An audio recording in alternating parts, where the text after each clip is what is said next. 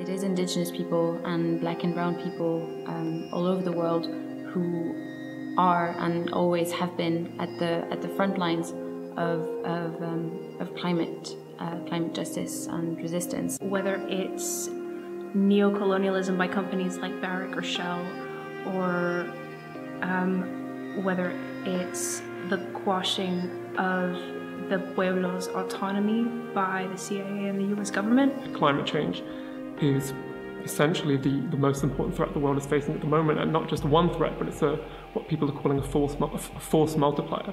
All of the major crises and struggles that we're facing, whether it comes to struggles around borders, whether it comes to struggles around inequality, are multiplied by climate change. We had to stop talking about human rights if we are not willing to talk about climate justice, if we are not willing to link them with the social justice, environmental justice, and human rights.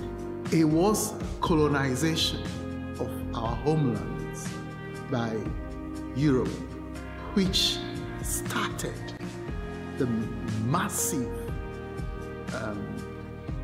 attack upon our environment. And climate change and war together are the main drivers behind people having to leave their homes, and those are the same people that are now at the borders of Fortress Europe. We feel like climate justice is anti-colonial at its core. And at the march, we want to highlight the links between dirty energy and systemic exploitation, and the failure of governmental institutions to provide for people. We're currently facing a crisis that's coming from lots of different angles at the same time. So on the one hand, we have a migrant crisis, we also have a climate crisis, and we have war and terrorism. And these things are all linked together. Decolonization is inconceivable without putting a full stop to this continuing push of European imperialism of our peoples to engage in economic activities that are detrimental to the planet, that are in violation of our own norms and ethics. Our people are resisting.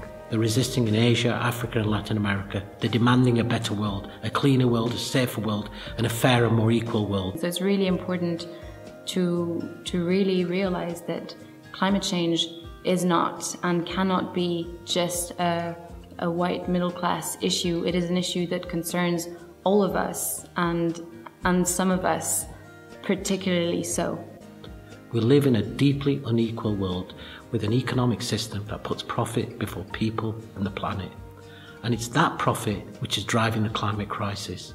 And it's why we need to be standing up for climate justice. We must be at the front of this march. We must be there to ensure that decolonization becomes a key driving force of climate justice struggles, not only in our global south, but also here in the global north.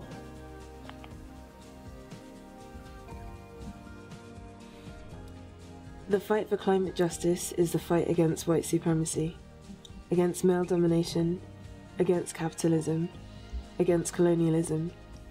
The only way to fight the oppression we face is through connecting our struggles. We are the first to die, first to fight, first to march. Join us on Sunday 29th of November at 12 PM for the Wretched of the Earth Global Frontlines block.